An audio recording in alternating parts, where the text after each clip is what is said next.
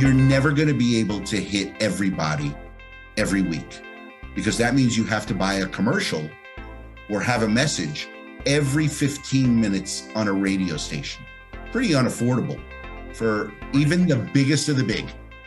The biggest firms can buy their way into any market, but if you're a growing practice, you'll need a solid media strategy. So it takes somebody who knows how to manipulate that audience and reach it the most effectively.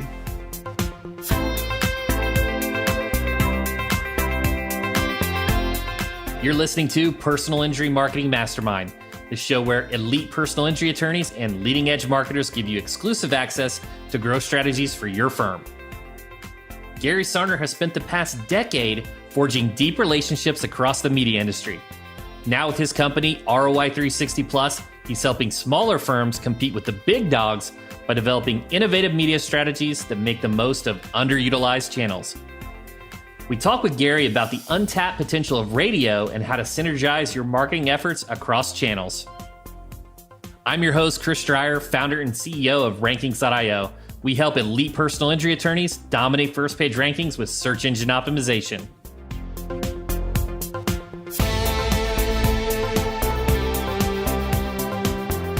Being at the forefront of marketing is all about understanding people.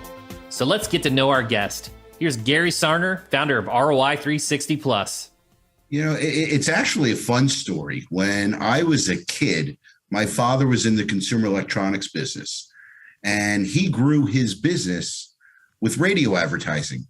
So I would just go over to the main station he used and got to hang out in the studio with this guy, Craig Ashwood, an Australian DJ at WQXI in Atlanta, Georgia. And I'll never forget sitting there the first day. The program director came in with what we would call an 8-track cart. There was no digital audio back then. And he says, "Greg, you got to play this song. You got to play this song." And it was Lionel Richie, "You Are." And Craig says to me, "If in 10 seconds the lines ring up, it's a hit. If they don't light up, we'll never play it again." Wow. And immediately, boom, boom, boom, boom, boom, all the lights are flashing, and it was a hit. And it went to number one. And I just fell in love with radio at that moment. My goal was never to be in broadcasting. I thought I was going to be in retail my entire life, because that's what my dad did, and he had a nice chain of stores. And in 1986, he called me up and said, "Hey, you want to go back to college, or you need to go get a job, because I just sold my company and Mom and I are retiring to Miami. So figure it out." And I had a love for radio. I called up the then general manager of WQXI in Atlanta, and I said, "What exactly is it that you do that you don't work on weekends?" Right. And he gave me advice and told me, call my favorite radio station. I spoke to a local sales manager. 1, 2, 3. I had a job in 3 weeks, and my radio career started in February of 1987. Amazing. And I'm sure you kind of get the feels when you go in there, that nostalgia of going into, into the studio. It probably, fires you up, makes you feel good. It's interesting. At the beginning, going into a broadcast studio was so cool. But once you're in the radio station and you're part of the fabric of everything that happens, that luster kind of loses itself. Just like somebody who works in sports, meeting an athlete becomes second nature. Yet, if you go back to your childhood and you got to see your favorite Chicago Cub or Chicago White Sox player, whichever was your favorite team, oh my God, if you got to meet Ryan Sandberg, that was huge. But for me, radio just became what I did and what I loved, and how it moved people day in and day out, and to watch my clients' businesses just grow like my father's did. And, success repeats itself, and you find formulas that work and you run with them. It's just like what you do on the SEO side. You have found formulas that you have perfected and mastered to help your clients. Well, fast forward 35 years, now that I have my own ad agency, I have formulas that work for radio and television to help guys like you make our clients look outstanding. Amazing. And I'm a huge advocate of a multi-channel approach. I think they all kind of complement each other. There's a tension arbitrage always happening where something costs more in one area and then it doesn't get utilized in another area and it becomes a big draw. Let's talk specifically about the power of radio. And you mentioned something to me on our last conversation that's just stuck to me. And I find myself almost quoting you. So let's talk about, for the personal injury attorneys listening, why is radio something they need to pay more attention to? Well, I think my question to you was, where do car accidents happen? They're on the road. They're on the road in their car. There's a few cars out there that have video capabilities, but every single automobile out there has audio. And audio today, people don't use the term radio as much because people consume audio the way they want to, whether it's on an FM or AM radio station. It's on an iHeart listening app, an Odyssey listening app. And obviously there's Sirius XM and there's Spotify and podcasts, but they're all through the audio system in the car. So listen, nobody wants anybody to get in an accident and get hurt really bad, but they happen every day. How do you touch these people over and over and over again in an affordable way to get an ROI that makes a difference to the business's bottom line? It's with radio. That is, for me, and what I have found in the 8.5 years that I've worked with personal injury attorneys, radio makes a difference, a bigger difference than television has ever made for the people I work with.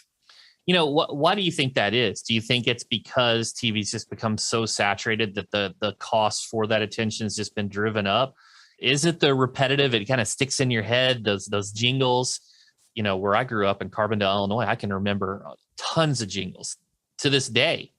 Jingles work. I have not heard many legal PI attorneys do jingles.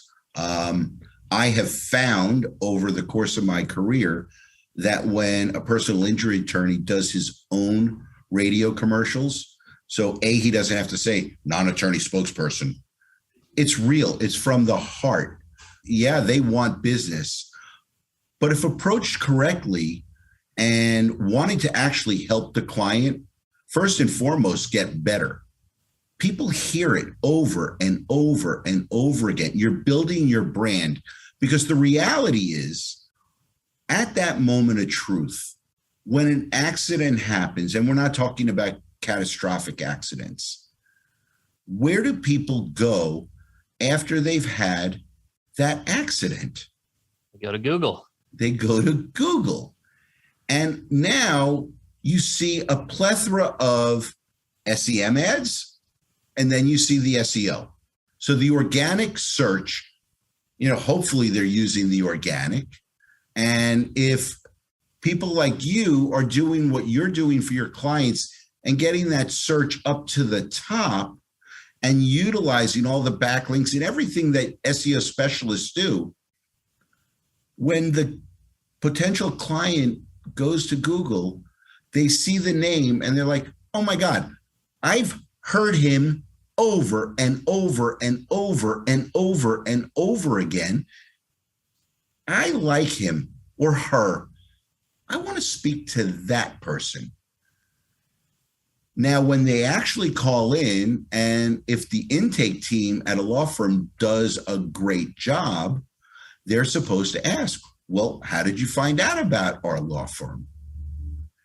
95% of the people are going to say where they were last, which was Google. Right. The attribution's just, it's very hard to nail down because they're getting hit from multiple avenues. I want to dive into, what makes a successful radio ad in the future, but I got a couple other questions here before we jump into that.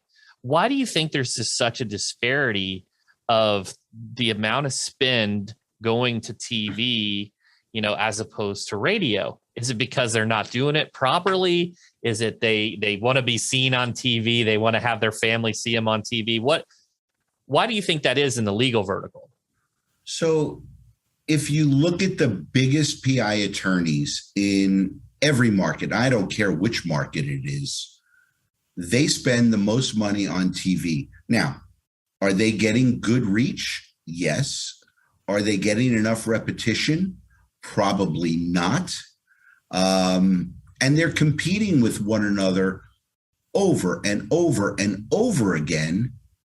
You see multiple ads back to back for personal injury attorneys. Now, could part of it be some ego? Maybe. I mean, who doesn't want to see themselves on television?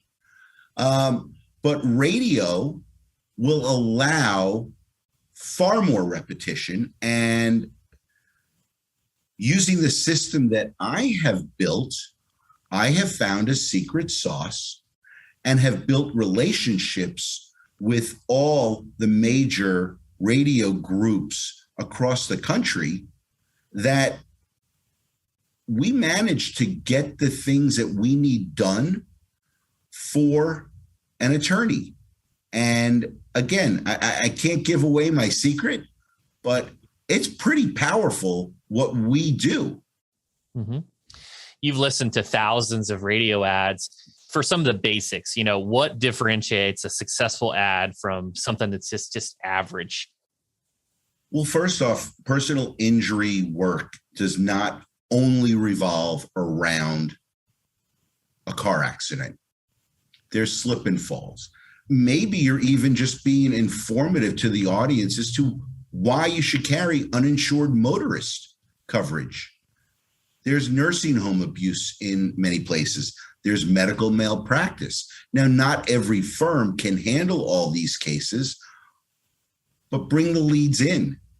You have partners out there that if you can't actually handle that type of case, you are able to farm it to somebody who can.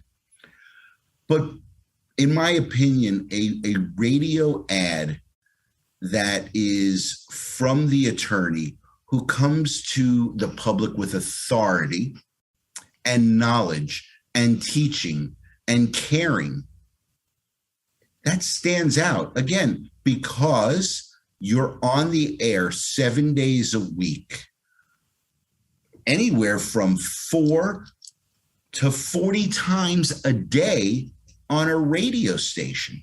And people listen to radio because it's local, because their favorite DJ is there, their favorite genre of music is there. Listen, it's very easy. I'm sure you have your podcasts, your playlists, and everything, whether you use Amazon or YouTube or whatever app that you're using to store your music. It's easy to plug that in. But you know what you don't get from that? Any information, local entertainment, a morning show. If I were to ask you about morning shows in Chicago, there are great morning shows. Well, every single market in America has those great morning shows. And that's what drives listenership to a radio station, a great morning show. And again, utilizing radio different than television. Most personal injury attorneys cannot afford to buy primetime television. Those commercials are so expensive. And probably most people are using a recording device and watching TV when they want it, unless it's a live sporting event or news. And some people record that stuff as well. And what do you do when you're watching something that you put on your DVR? You fast forward. On radio, it just happens. And you really never know what's coming next.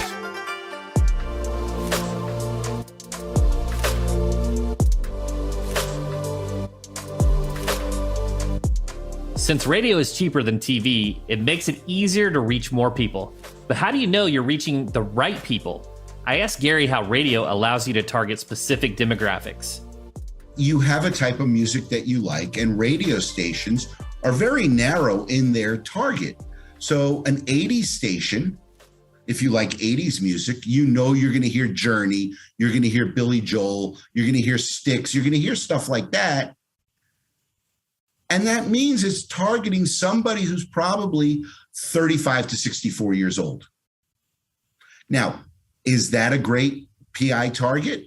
It can be, because what do PI attorneys want? Insured people with real good coverage. That makes it much easier to take a case from beginning to end versus some of the other types of stations where they're very young. And yeah, they're reaching 18 to 34-year-olds, but they might not have the type of insurance that the attorney wants to deal with. But on the flip side, you're building brand equity over and over and over, because what happens to these 18 to 24, 25 to 34-year-olds? They all of a sudden get real jobs, they get married, they have children, they become responsible, and they end up with real insurance. Targeting for any PI law firm is an art, and it's a real conversation, because some PI attorneys don't want to target this, they want to go this way. You know, you've got a lot of markets today where Spanish radio stations do very, very well. Well, if you don't have somebody on your staff in intake that's empathetic and speaks Spanish, you're not going to get those clients. So knowing your market and having a deep-rooted conversation with the person you trust to help you with your SEO, your SEM, your digital, your radio, your television, and they are separate people. Mm-hmm. You're an expert in SEO. And I've built my business now being an expert on broadcast, electronic broadcasting, radio, and television, and OTT. So together, we can help a client deliver both sides of the equation versus me trying to figure out SEO when you've already got it figured out, and vice versa. Let's talk about the investment, right? So, I talked to Glenn Lerner yesterday, and I asked him specifically, what's like the minimum for someone to get into TV? And he's got a lot of experience, right, in that avenue. And he said, well, in my opinion, if you're not trying to be in the top 3 of market share for TV, you shouldn't even do it.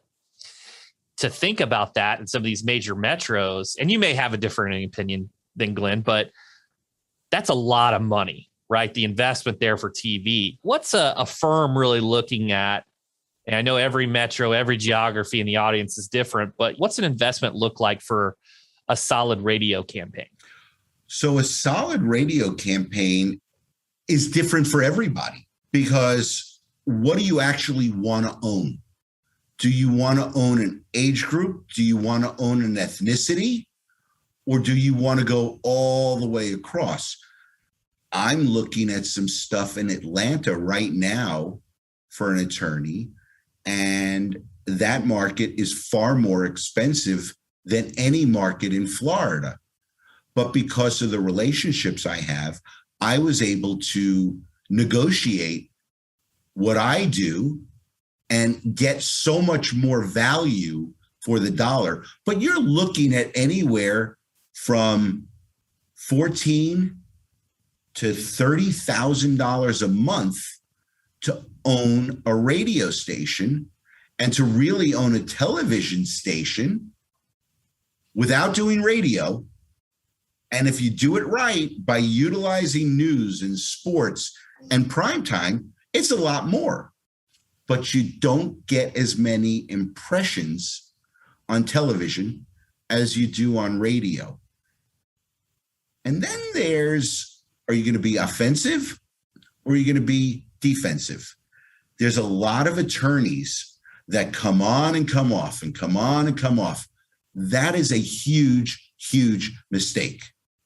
Consistency and building that brand month after month after month. And it doesn't happen overnight. Maybe we get lucky, we get that phone call. The first week somebody heard the ad, liked that voice, and unfortunately they had a major accident. The attorney gets a huge case, a huge settlement. What do they do with that money? Hopefully they reinvest it in more marketing and you buy more radio or television stations, or you add to your SEO strategy, or maybe you're adding to your SEM. Look, we see every day, and we follow one another on Instagram. There are so many videos being put on Instagram these days. And when you look at most attorneys' Instagrams and Facebooks, and you really look at the followers, they're actually talking to one another. Right. They're giving each other ideas. There's a few that have a lot of followers, but they are few and far between.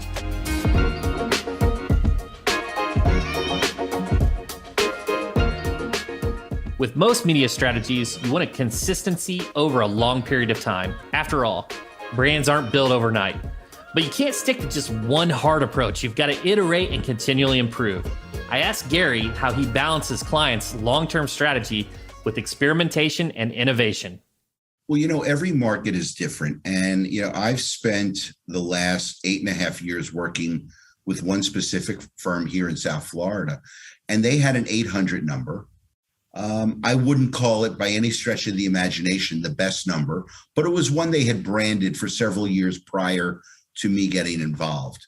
And when I started with them, it was a local Miami, Fort Lauderdale firm.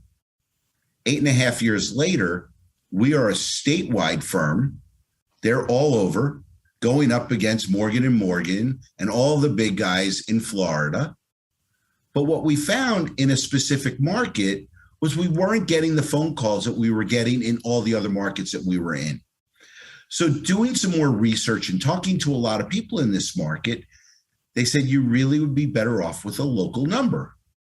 So I went to the managing attorney and I said, listen, I think it's worth a shot for 90 days to change it up because we're not pulling out.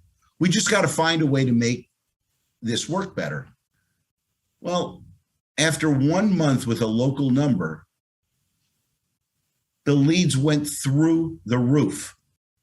Phone calls to that number, trackable calls to that number. Aside from the Google searches and the leads that they were getting via Google, we found in this specific market that getting rid of that 800 number and going local, all of a sudden they felt the firm was right there in that city. And that's the beauty of the legal field. They could open up a little shared office space, put ads on the radio, and they sound like they're in that market. They hire you to start pushing the SEO in XYZ market, and boom. But it all has to work together. And when somebody works with rankings.io and they work with ROI360 Plus, we both have to be on the exact same page on everything that we're doing.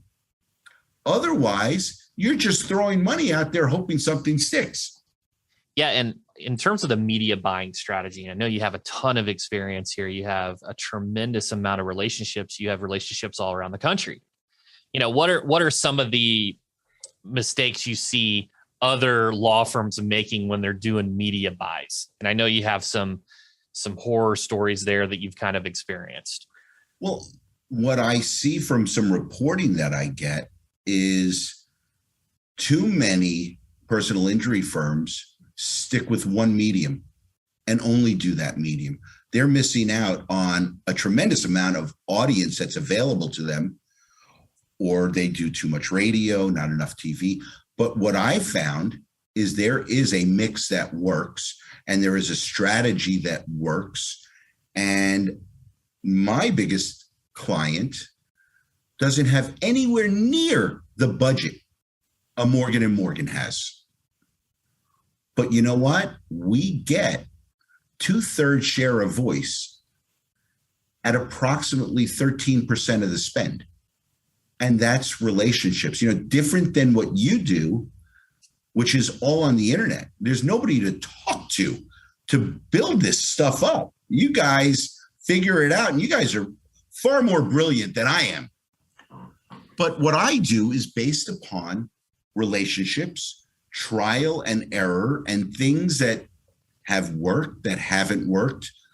Having a client that doesn't know everything is really the best, because you try things just like you've tried things in SEO strategies. Some of it works, some of it hasn't. And you follow the path that works and keep growing it. Mm-hmm. Well, that's the same thing with a radio and TV strategy. And every market's different. And before I make any purchase, we delve into everything. Who do they want to reach? How do they want to reach them?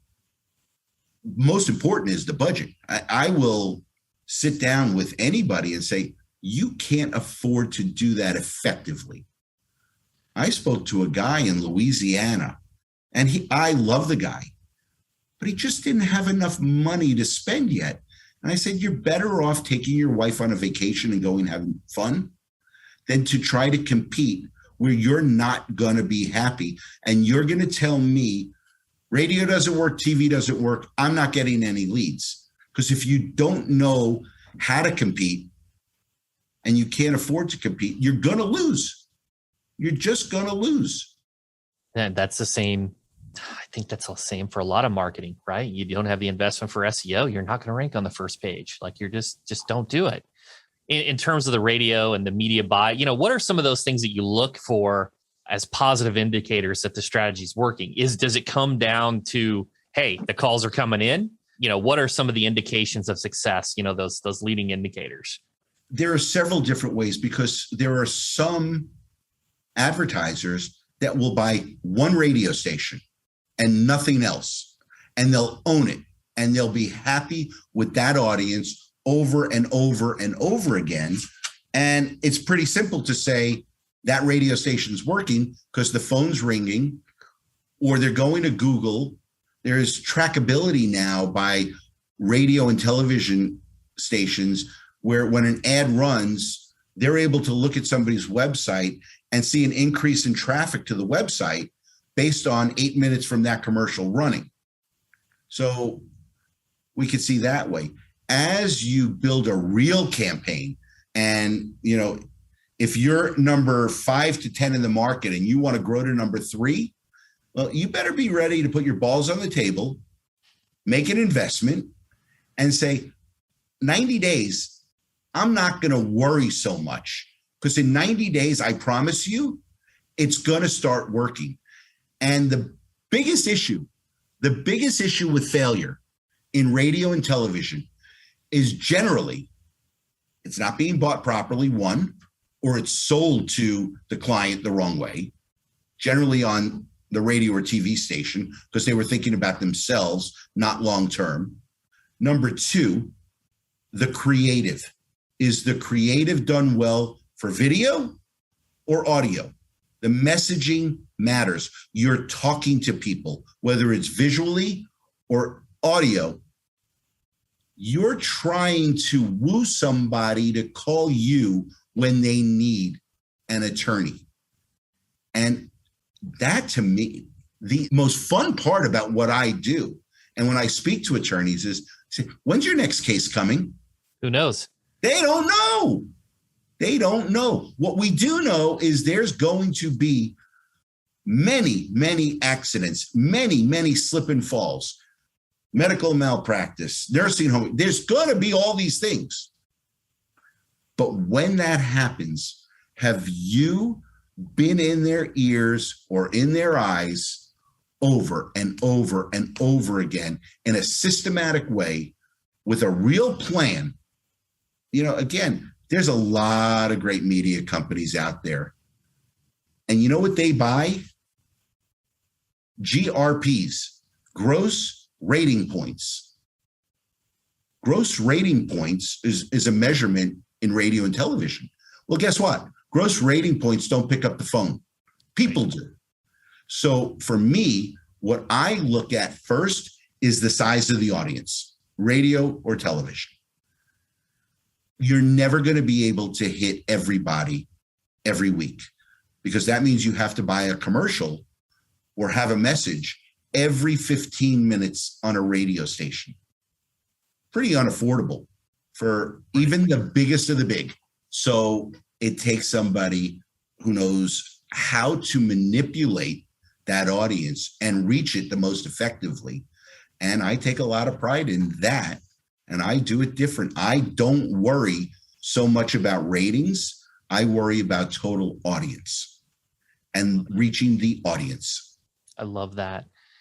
Gary, if a personal injury attorney is listening and they're wanting to jump in, they're wanting to do media buy, TV, radio, OTT, what does the process look like working with your agency, and how can they best get in touch with you?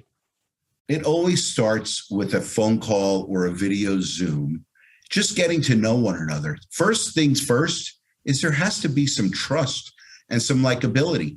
Listen, I know I'm not for everyone, but the people that I connect with, we hit home runs over and over and over again.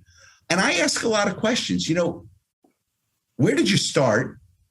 Where are you now? And how did you get there?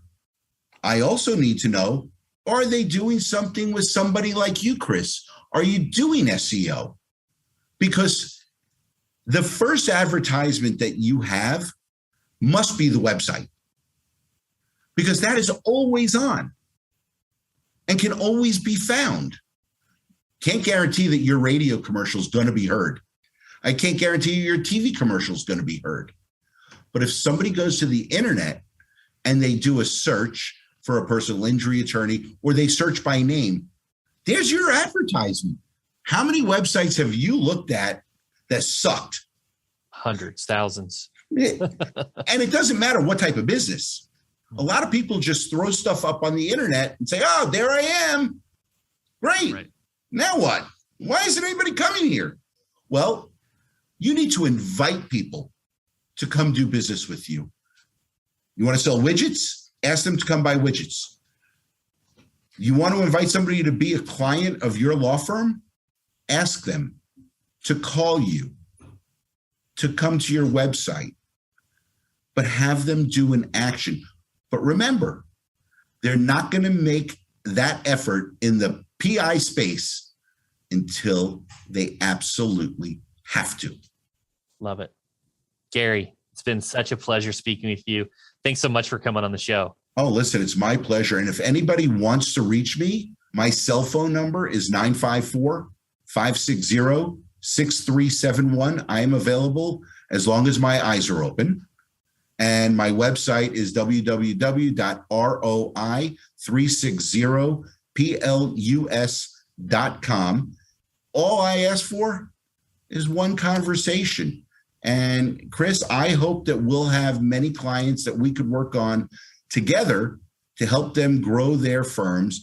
I will tell you, all advertising works. And if you knew exactly which part of it worked best, you'd only do that. But it all works together. You gotta love Gary's energy and passion. He's a great advocate for radio. And if you haven't taken a look at that in your market, definitely check it out. Beyond that, what he said about connecting all of your marketing channels is just absolutely key. If you want a cohesive strategy, you can't keep your team siloed. You got to make them all work together. The whole is greater than the sum of its parts.